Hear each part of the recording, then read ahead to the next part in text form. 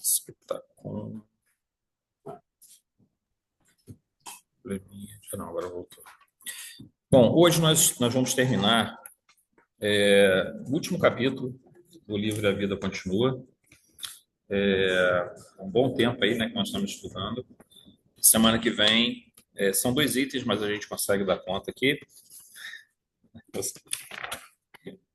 sempre falo isso, a gente acaba não conseguindo, batemos que conseguir. Tem que terminar hoje para semana que vem começarmos aí com libertação. Libertação é um estudo bem aprofundado dos processos obsessivos, né? Diferente aqui do livro, que tem até poucos casos, né? Tirando o desidério, poucos casos de obsessão. Qual vai ser o próximo, Zé? O próximo vai ser Libertação, É de quem? do André Luiz. Manuel? André Luiz, é. Tá. Continua a série, né? É o seguinte da série. Quer dizer, não está bem o seguinte, né? Na verdade, eu coloquei isso aqui antes para aliviar um pouquinho, porque o Libertação é um pouco mais puxadinho. Então, nós vamos fazer hoje esse último capítulo. Agradecer muito a Deus, agradecer muito a Jesus, aos nossos queridos mentores, né? E a espiritualidade amiga que nos tem legado no meio de. A gente fala, né, de um mundo tão complicado, mas também um mundo tão maravilhoso, né? Com tantas oportunidades de crescimento espiritual. E são obras como essa que vão mostrando para a gente que nós podemos vencer muitas dessas adversidades. Todas elas, se a gente olhar para trás, todas elas nos fortaleceram. Quando a gente olha no presente é difícil a gente ter essa essa constatação, vamos assim dizer. Mas quando a gente olha lá para trás e vê todas as lutas que nós travamos, a gente vê que a gente saiu muito mais forte, né? Muito mais fortalecido. E saímos mais fortalecidos ainda porque, pelo menos para nós espíritas, nós tivemos uma ajuda muito grande em função dessas obras, em função de palestrantes, em função de apoios que nós tivemos e de um entendimento melhor de todo esse processo, né?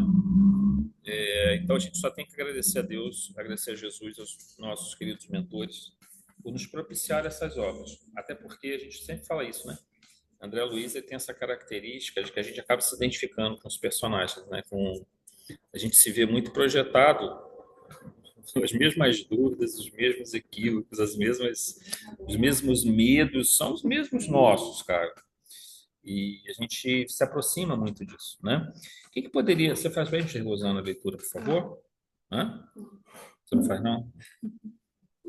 A Rosana gosta de, para quem não sabe, gosta de me provocar, mas isso é bom porque exercita minha compaixão, minha misericórdia. Minha misericórdia. Vamos lá. Evelina, emocionada, compreendeu que Joaquim não se deteria muito tempo na terra. E em prece ao Senhor a rogar-lhe forças multiplicadas, prometeu a si mesma não repousar enquanto não ligasse Mariana a Brígida, sua querida genitora, para que os derradeiros dias daquele pouso de sofrimento fossem lenificados pelo sol da beneficência.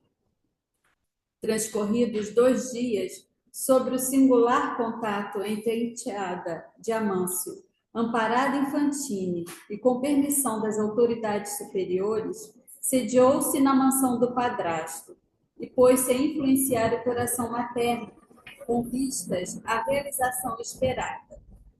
Deu-lhe em sonhos com o pequenino que lhe chegaria aos braços.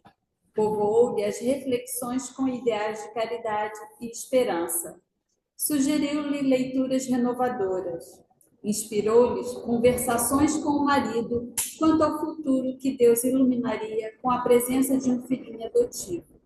E pela primeira vez, na casa senhoril, apareceu o hábito regular da prece, porquanto Brígida, ante a doce atuação da filha, conseguiu que o esposo lhe compartilhasse as orações, todas as noites, no preparo do sono, ao que Amâncio aqueceu com a bonomia e estranheza. Espantado, anotava ele o fervor da mulher, a inflamar-se de amor ao próximo, e por que fosse de si mesmo, devotado à prática da solidariedade humana, encorajava-lhe os rasgos de altruísmo. Planeavam.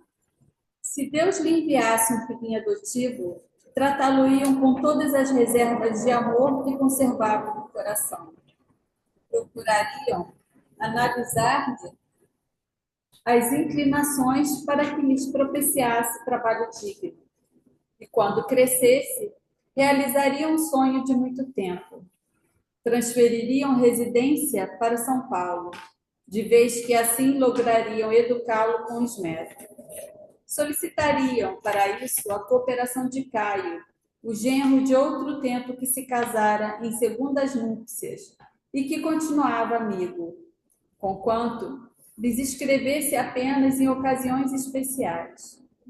Se obtivessem um filhinho, e os projetos repontavam, sempre mais vivos, mais belos, daqueles dois corações amadurecidos na experiência. 4 meses haviam transcorrido sobre a nova situação, quando, numa ensolarada manhã, em que os velhos cônjuges haviam palestrado com ênfase acerca da assistência às mães desvalidas, eis que Mariana, cuja residência se erguia a 4 quilômetros, trazida espiritualmente por Evelina, bateu à porta. Por solicitação de prestimosa servidora, Brígida veio atender. Enlaçada de imediato pela filha, a fazendeira ouviu a recém-chegada com simpatia. Mariana implorava trabalho e relacionou em voz tristes alguns pedaços da própria história. Engravidara-se de novo, embora já tivesse 4 filhinhos. Achava-se, porém, sem recursos e com um marido muito doente. Sem explicar-lhe quanto ao motivo de tanta e tão súbita compaixão, a senhora Terra deu-lhe algum dinheiro e prometeu visitá-lo em pessoa naquele mesmo dia, logo que o esposo voltasse do serviço para o descanso caseiro. Evelina exultava de alegria e confiança. Muito bem. Então, só relembrando um pouquinho, né? A Evelina e o Fantini são, assim, vamos dizer, meio que os personagens principais, né, nesse livro. Eles vão trabalhando para convencer uma série de encarnados e desencarnados a irem se encaixando dentro de um plano elaborado na espiritualidade para o equilíbrio daquele grupo que é grande. Um grupo que, com muitos dramas, até assassinato, né? Eles são meio que colocados, Ribas sinaliza para eles que eles vão assumir o papel de guias espirituais, né? E, na verdade, eles vêm se desencumbindo muito bem desse. E até nós comentamos, a gente fala assim, guia espiritual, às vezes as pessoas pensam que nós estamos falando sempre de um espírito, né? Uma condição muito, às vezes um espírito de uma condição muito elevada, e às vezes é um espírito que tem uma boa vontade, que se propõe a essa tarefa, isso vai ajudá-lo e ele vai ajudar aquele que está encarnado. Só que aí a gente tem que entender sempre que o guia espiritual tem uma visão privilegiada por ele estar fora do plano da matéria. Mas em termos evolutivos é interessante que ele esteja acima um pouco do encarnado, mas não precisa ser muito acima. Só que aí, à medida que o encarnado vai tendo merecimentos para isso, de acordo com a missão, de acordo com as atividades que estão programadas para ele, esse guia espiritual precisa ter realmente condição mais evoluída. Então, assim, certos trabalhos necessitam de espíritos, de fato, que acompanham o encarnado de condição mais elevada. Mas só para a gente quebrar um pouco essa visão de que todo guia espiritual tem que ser um... Não, o guia espiritual está aprendendo como a gente também.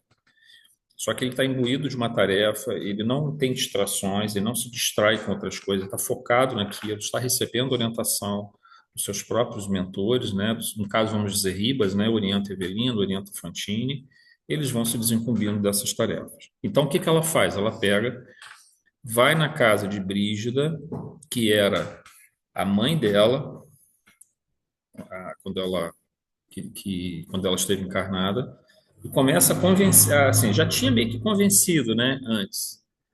Porque é interessante, não sei se vocês já observaram isso. A gente, às vezes, não está nem pensando numa determinada coisa. E, de repente, pum, surge uma ideia de um projeto, de alguma coisa que a gente quer fazer, de alguma coisa que a gente quer alcançar.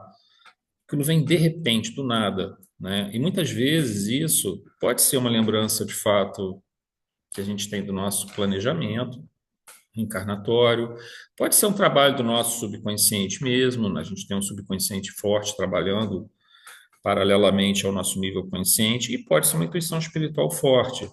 Outro dia surgiu até um desses projetos que surgiram na minha cabeça. Depois eu nem falei com a Moniquinha, depois eu não vou falar aqui que eu não falei com a Moniquinha, então ela vai ficar zangada comigo. Mas eu também não sei se vai conseguir, mas é um trabalho bem interessante.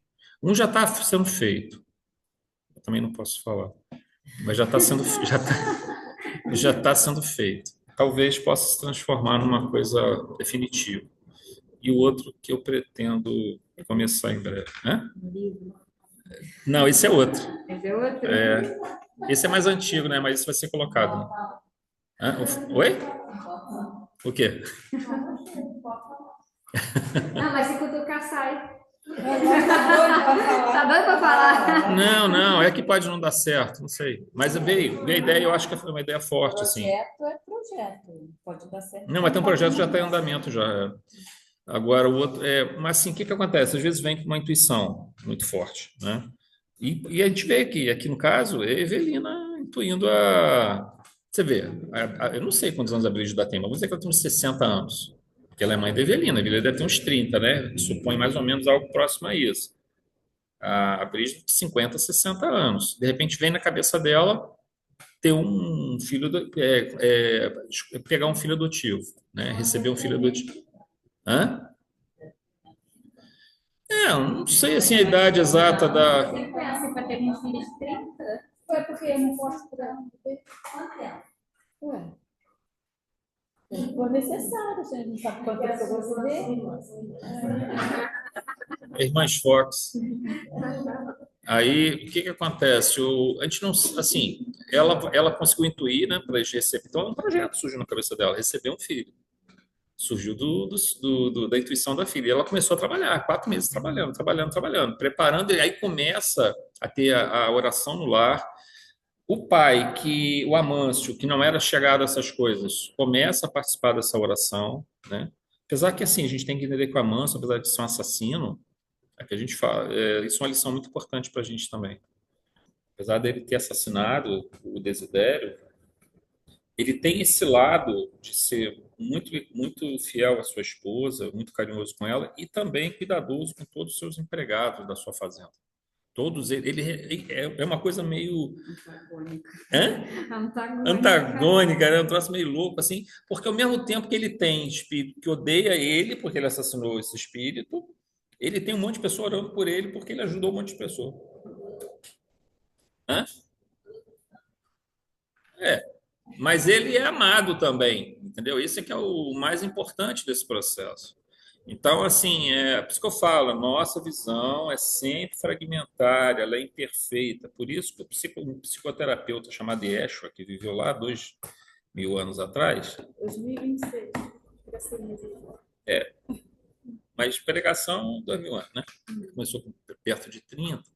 Mas aí, há 2.000 anos atrás, o que ele falava? Não julgueis para não ser julgados com a mesma medida que medis, sereis medidos, né? Ficas procurando um cisco no olho do teu irmão e não vê a trave que está no teu próprio olho.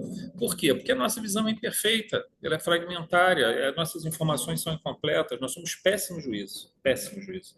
Então, não julgue, né? É a melhor forma.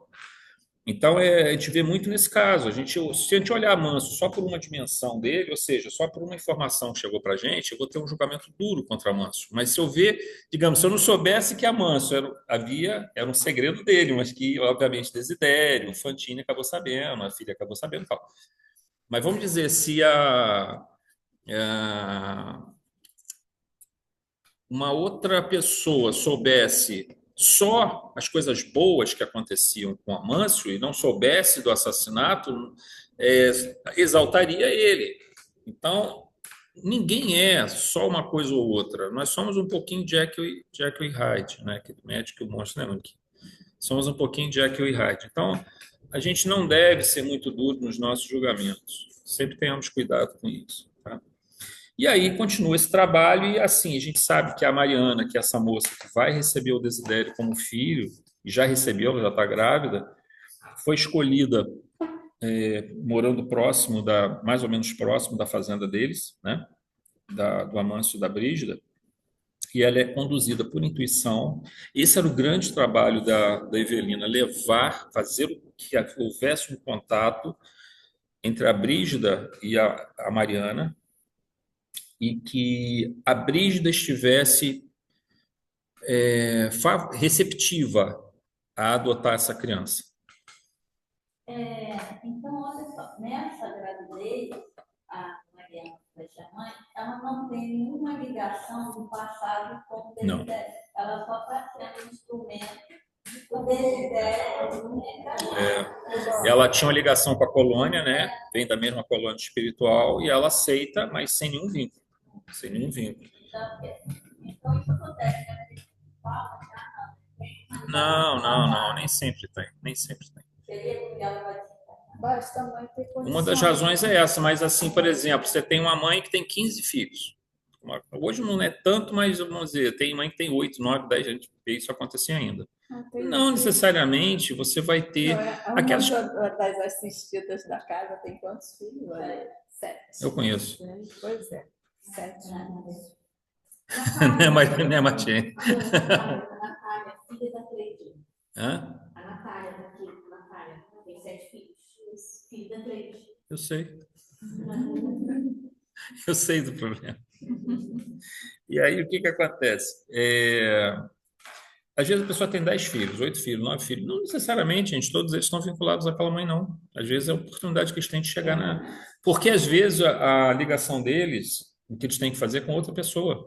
É um casamento, é uma outra situação, uma outra conexão com uma outra pessoa que é aquele que vai. Ela é o canal de entrada daquela criança na Terra, na reencarnação. Por que que às vezes isso acontece? O ideal seria sempre com a família. Mas às vezes não dá, às vezes o tempo não casa o tempo. Imagina só que você chegou num ponto, você tem que reencarnar, você já está preparado. Só que aí, quando você conseguiu fazer isso, a tua família não está em condições de te receber, não tem como. Sei lá, ela, por exemplo, se ela fez uma cirurgia para não ter filhos, ou o pai fez, ou então ela está doente, a mãe está doente, não pode mais ter filhos. Então, às vezes, essa criança tem que vir.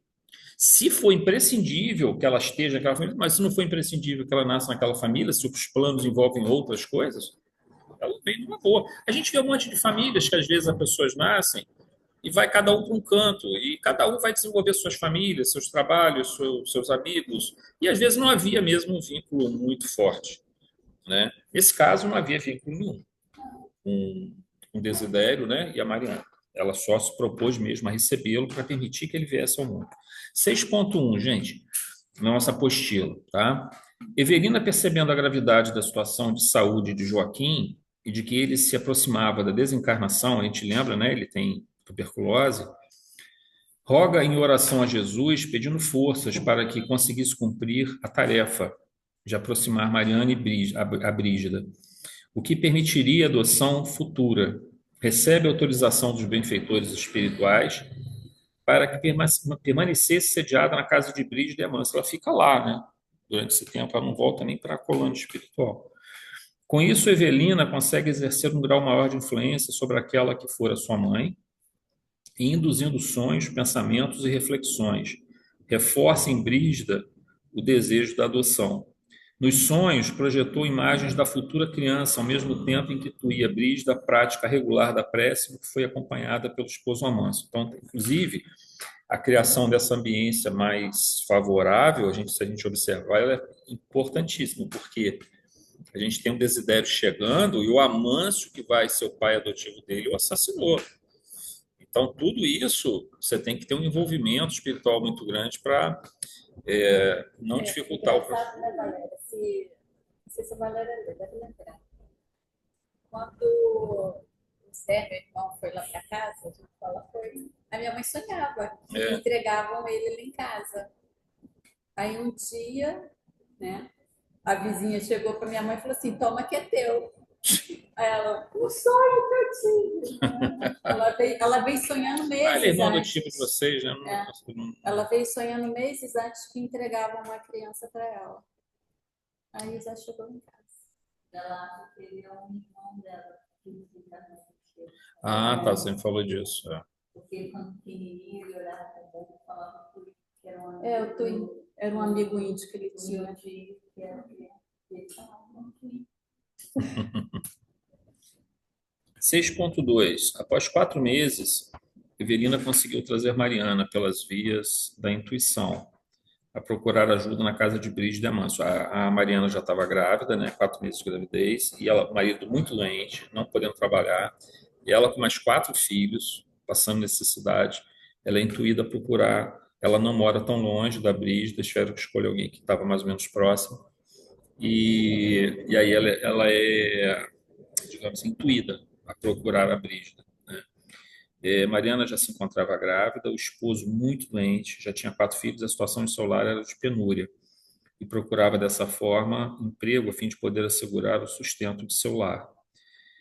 Brígida ajudou no primeiro momento com dinheiro que pudesse ajudar emergencialmente Mariana e prometeu visitá-la naquele mesmo dia. Para Evelina, a tarefa ia se desenvolvendo da maneira certa. As condições estavam bem encaminhadas para o socorro àquela família nos momentos derradeiros. E a vinda de Desidério, que já se encontrava em formação embrionária no ventre de Mariana, estava bem encaminhada conforme o planejamento. Então, até aqui, tudo seguindo dentro do que fora planejado, né? É claro que, mas podem haver mudanças, certamente, porque é livre-arbítrio. O espírito não tem como obrigar, por exemplo, a Evelina não teria como obrigar a Brígida a aceitar um filho adotivo. Então, essa situação, ela é aquilo que a espiritualidade se esforça o máximo possível para ajudar, mas nem sempre vai conseguir. Se não conseguir, parte-se para um plano B, né? Que contemple essa possibilidade de estar pelo menos mais perto daquilo que foi feito, para se alcançar os objetivos. Mas a vida, gente, ela é uma coisa tão fantástica que você, assim, por exemplo, as oportunidades são tantas, as variáveis são tantas, que mesmo quando aquilo não corre exatamente como. Porque é o que a gente fala, aquele objetivo ali era o objetivo que otimizava o processo evolutivo, né? Mas se você não conseguir fazer aquilo, você vai ter outros que vão te permitir evoluir. E esse vai ficar pendente. E talvez seja mais complexo depois, porque talvez você não consiga ter toda. Porque vejam, o que era importante? Que o Desidério se encontrasse com Vera, que também vai encarnar 3 anos depois dele, então precisava ter esse lapso de tempo. A família, a Vera nasceria na família de Caio Serpa. Então, assim, tem que ser tudo mais ou menos. Mas que também ele recebesse de volta tudo aquilo que o outro roubou dele, né? Sim, tudo vai ter que ser, mas assim, qualquer coisa que saia fora disso, nós vamos ter outros caminhos possíveis. É o que a gente fala às vezes, trazendo agora não para o nível meio que semi-coletivo, né, que é o caso aqui, para o nível mais individual. Eu tenho, digamos assim, eu estabeleço para mim, no meu processo de planejamento reencarnatório, vencer. Nós estamos sempre assim, corrigindo erros do passado, né, corrigindo comportamentos equivocados e conquistando novas virtudes, novos dons que estamos desenvolvendo. É sempre assim. A gente está corrigindo coisas do passado e desenvolvendo coisas novas, desenvolvendo novas virtudes, novas bênçãos que Deus coloca à nossa disposição, coloca próximo a nós, ao nosso alcance. Mas às vezes uma coisa do passado muito difícil, ela pode não ser, a gente pode não conseguir vencê-la agora. Por exemplo, eu sou uma pessoa que sou extremamente apegado. Vamos dar um exemplo. Extremamente apegado. Pode ser que eu não consiga vencer isso. Ou então eu sou uma pessoa extremamente orgulhosa. Talvez eu não consiga, talvez seja uma coisa muito forte ainda. Só que eu posso trabalhar outras virtudes que de repente não vão ser tão difíceis e elas mais à frente vão me ajudar a vencer essa dificuldade que agora está sendo um obstáculo que eu estou sentindo que eu não vou conseguir. Então, nós sempre temos a oportunidade de desenvolver outras virtudes, outras possibilidades, né? E elas vão nos ajudar depois. Agora, o que não pode, e aí realmente a gente cai naquele conceito budista do samsara, é você ficar vivendo, você nem corrige o que está no passado e nem desenvolve coisas novas. Aí você fica só vivendo por viver, conduz a vida estilo Zeca Pagodinho. Você vai naquele estilo deixa a vida me levar. E você não vai fazendo nada, você vai só aproveitando. Aí o que eu falo, né? É a loucura. Deixa de viver só para apenas existir. Existir. Aí aquela insanidade de querer achar a completude na finitude, né?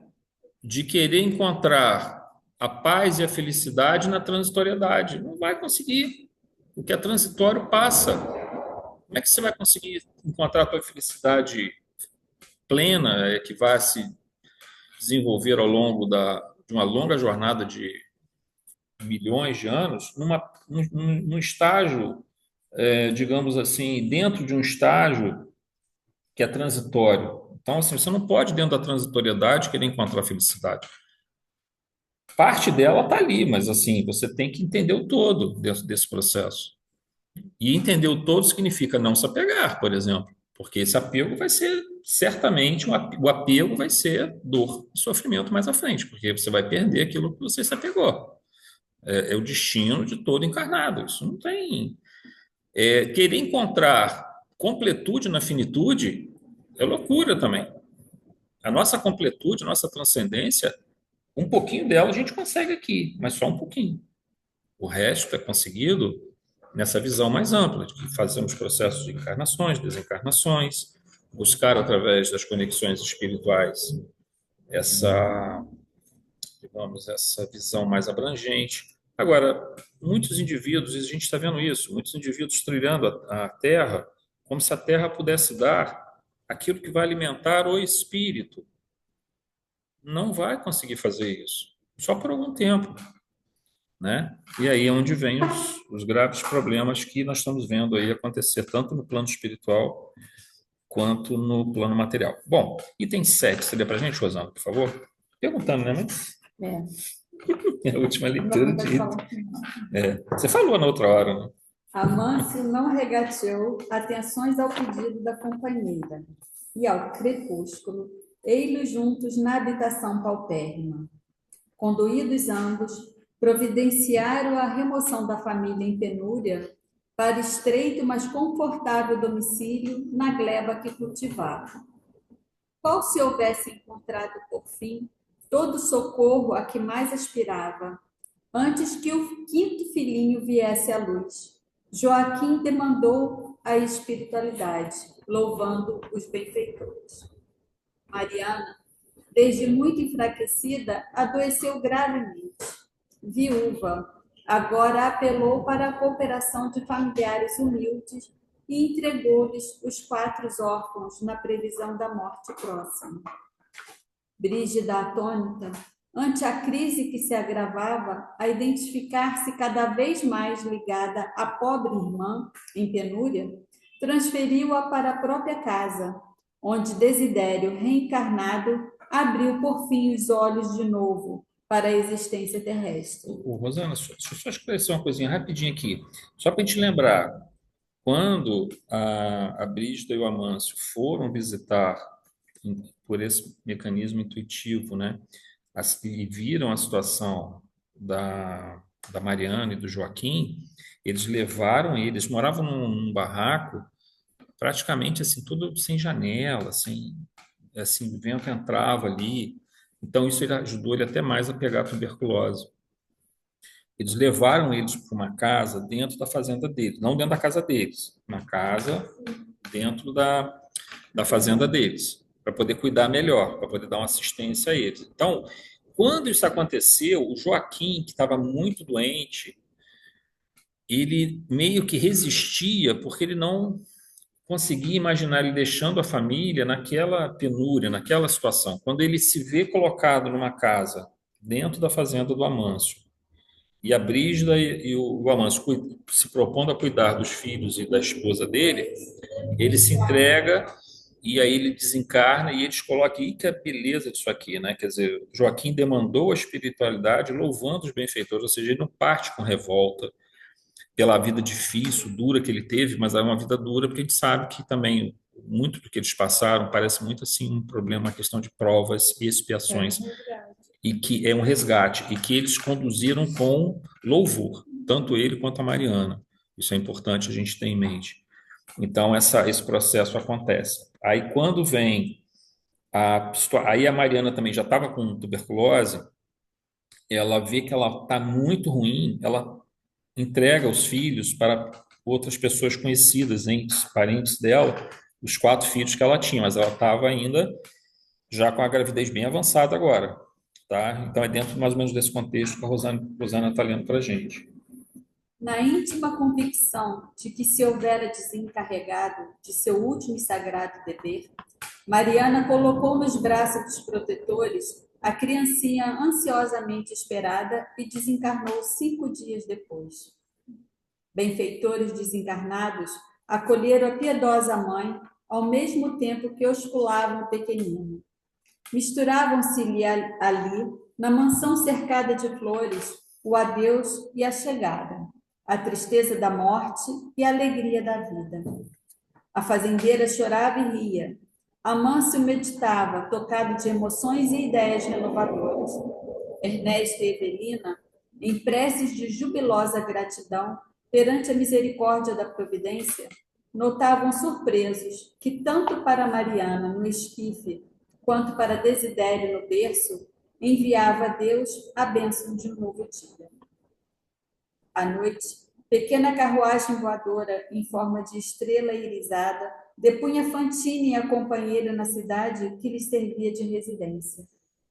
Aí chegados, demandaram um instituto de proteção espiritual, em cujas dependências almas carinhosas e amigas atiravam-lhe flores.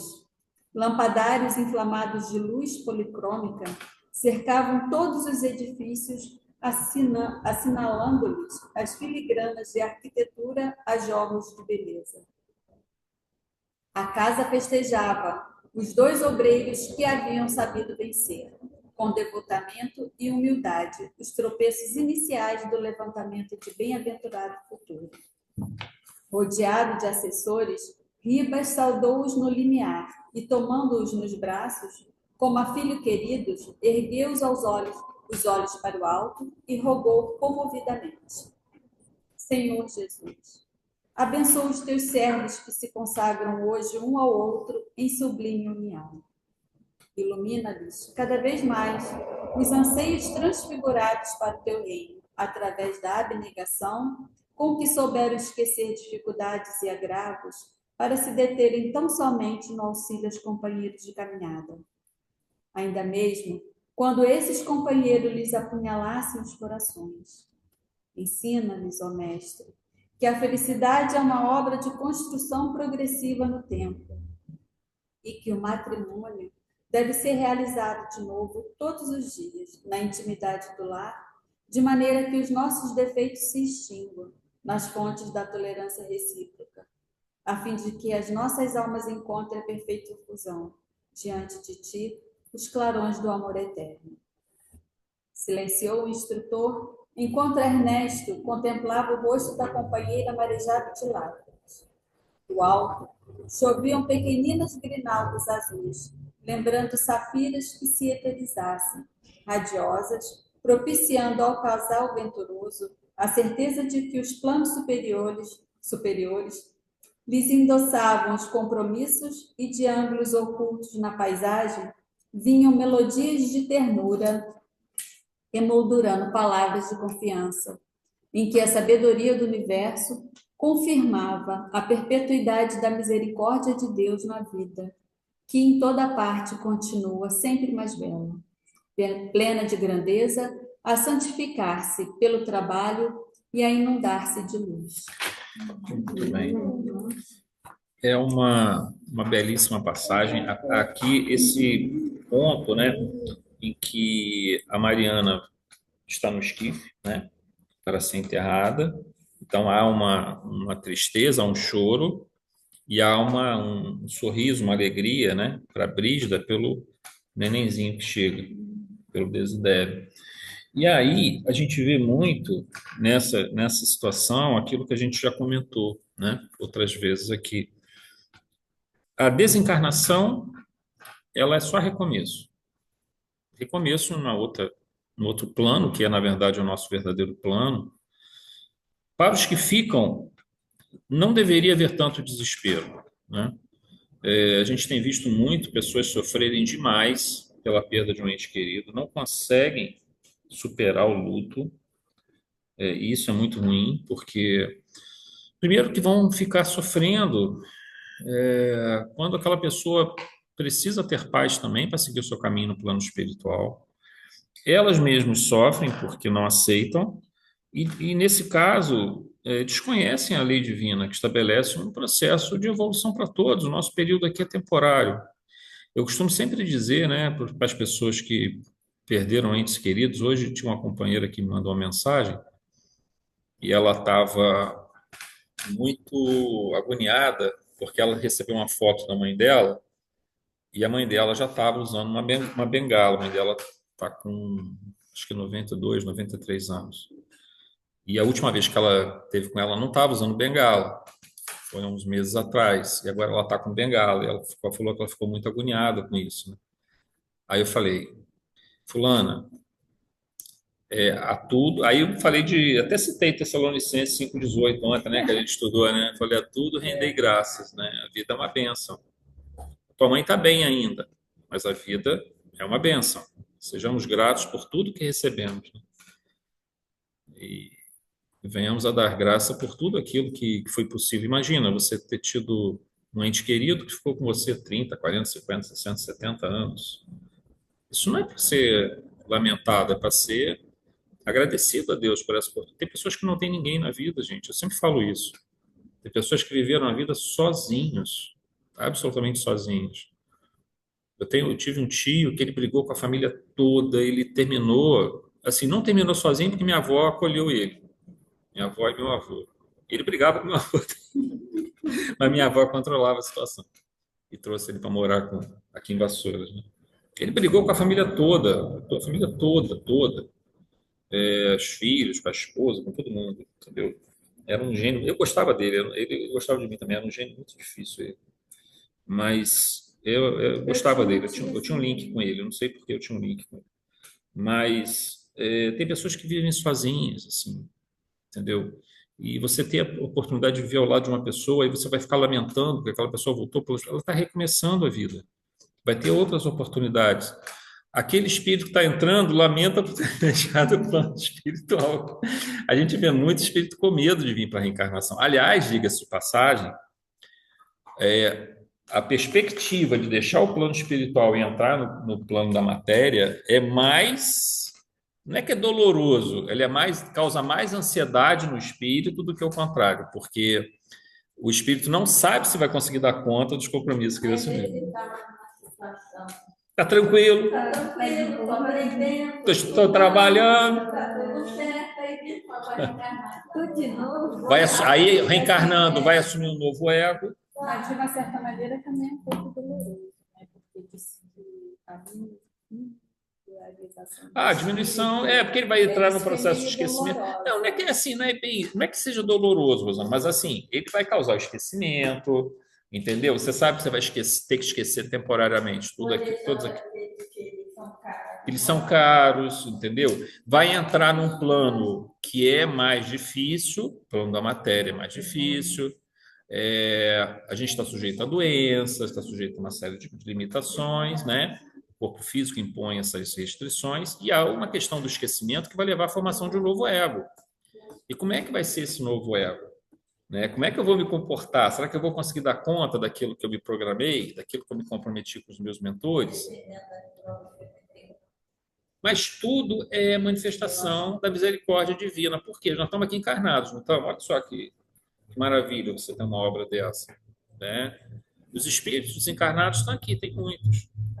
E eles estão recebendo, às vezes fica aqui do lado, né? Eles ficam recebendo as orientações dos mentores. Aqueles que não conseguiram, na hora da desencarnação, poder seguir diretamente, né? Aí eu estava pensando, né, assim, a gente está aqui, a mesmo que a gente está estudando, a gente não consegue viver a vida aqui focada na vida espiritual.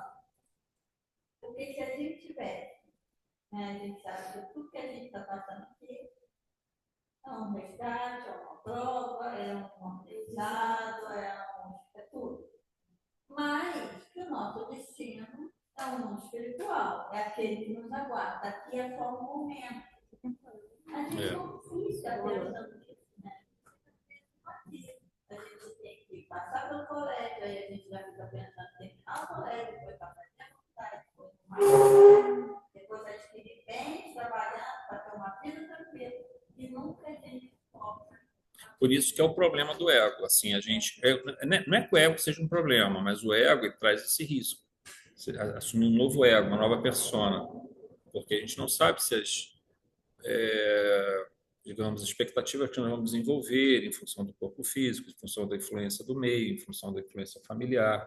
Será que a gente vai conseguir fazer aquilo que estava planejado? A gente não vai conseguir ficar tão apegado à matéria. Apegado à matéria, a gente sempre tem que ser um pouco apegado à matéria. Se não tem jeito, a gente não estaria encarnado, né? A gente não somos missionários, né? Mas a gente não pode ser apegado demais.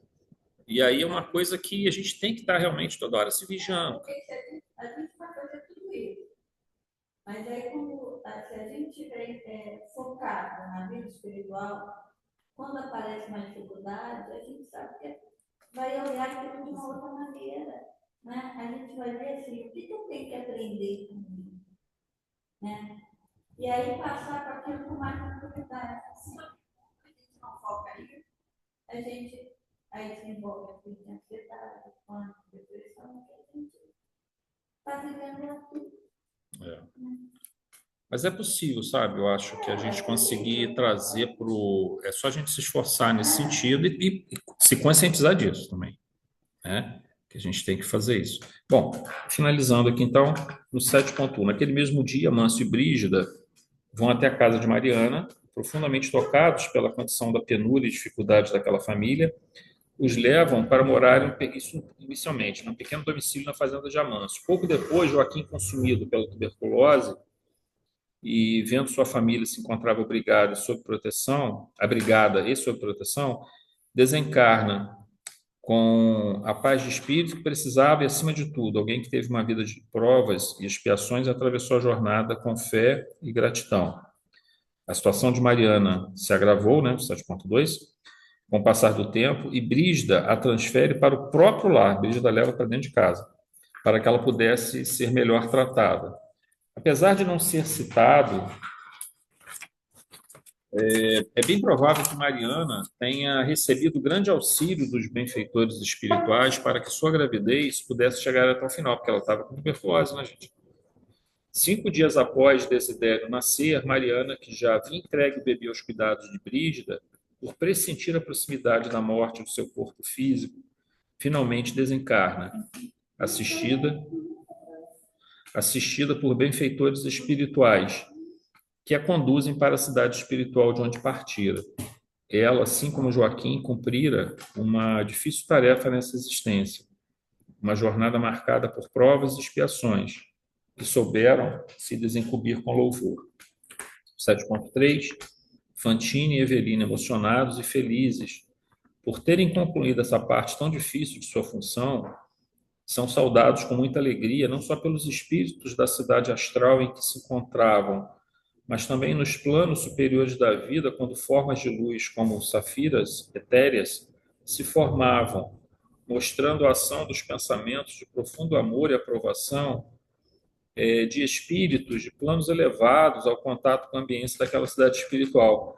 Da mesma forma que acontece no centro espírita aqui na Terra, em qualquer lugar aqui da Terra, não só no centro espírita, né, gente? Estou dando exemplo aqui do centro, mas em nossa casa, em qualquer lugar isso pode acontecer. Desde que haja as condições favoráveis, forças superiores, quando adentram o nosso plano, rodeado pelo fluido universal, de uma natureza mais próxima do nosso plano, aquele que for médium ou vidente ou entidades de uma condição um pouco mais, pelo menos mediana, conseguem ver formas.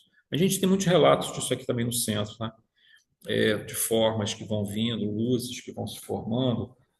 Isso é um indicativo muito forte do acompanhamento que acontece, não só dos trabalhadores espirituais que estão aqui, mas de mentores e espíritos evoluídos de outras esferas que estão acompanhando o que está acontecendo. Eles não interferem diretamente, mas indiretamente eles estão sempre intuindo esses espíritos que estão nessas colônias, cidades espirituais, para que eles venham fazer. É que nem eu falei, o que eu falei no início? Nossa visão é imperfeita, nossa visão é fragmentária. Quanto mais a gente ascende em termos de planos de evolução, planos mentais e planos de locais, como locais de existência, maior a nossa capacidade de ver o todo. A trama complexa que existe dos processos reencarnatórios anteriores, tudo está envolvido, mas geralmente nós não agimos diretamente nessa condição de espíritos lá em planos muito elevados, mas nós conseguimos atuar indiretamente, sensibilizando, atualizando com informações, orientando espíritos que estão nessas cidades assim em volta da Terra, né, que estão num plano mais próximo, têm mais facilidade de conexão conosco, de como eles devem agir. Ribas, a gente vê isso. Quer dizer, Ribas é ali meio que um mentor ali naquela cidade, um espírito de autoridade razoável, ali, de uma hierarquia razoável, e ele recebe essas orientações de planos mais elevados. Mas aí, quando você vai para essa cidade espiritual, que está no nível superior ao nosso, ela também recebe de planos mais elevados essa mesma energia superior. E quando chega lá, ela começa a ter essas manifestações de formas luminosas e tudo mais, que indicam uma coisa muito importante para a gente. Aí a gente volta à parábola em Mateus, a parábola da ovelha perdida, né? Quando o pastor ele tem 100 ovelhas, ele percebe que uma das ovelhas se perdeu. E aí ele deixa aquelas 99 ovelhas no redil e vai atrás daquela ovelha que se perdeu. É assim com a lei divina, é assim com todos os espíritos de ordem muito elevada, e no nosso caso, especialmente de Jesus. Por que Jesus veio à Terra e passa por tudo que ele passou? Ele poderia ter enviado outros espíritos, né? Mas ele faz questão dele mesmo vir em grande sacrifício à Terra e grande amor para que a mensagem dele fosse exatamente para ajudar essas ovelhas transviadas, essas ovelhas perdidas.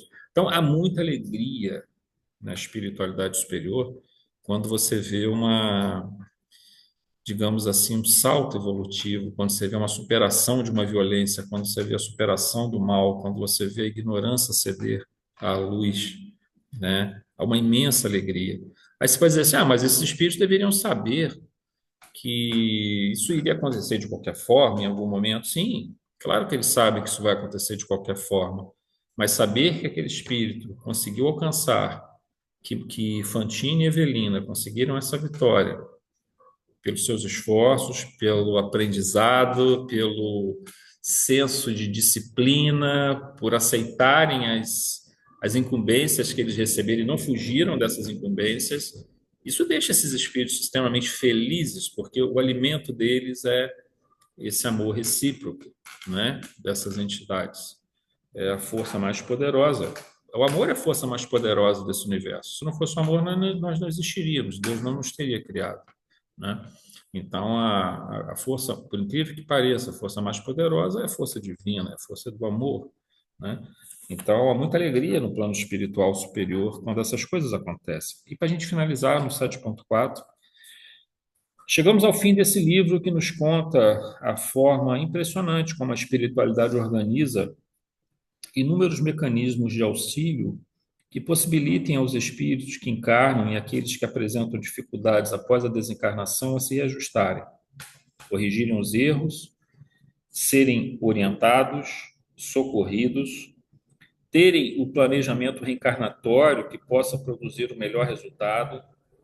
Ao mesmo tempo, vemos refletido nesses personagens nossos próprios dramas de erros e acertos, de oportunidades, de quedas e socorros, revelando, por um lado, nossa fragilidade espiritual e, por outro, todo o nosso potencial de aprendizado, recuperação e correção de rumos em direção ao Pai.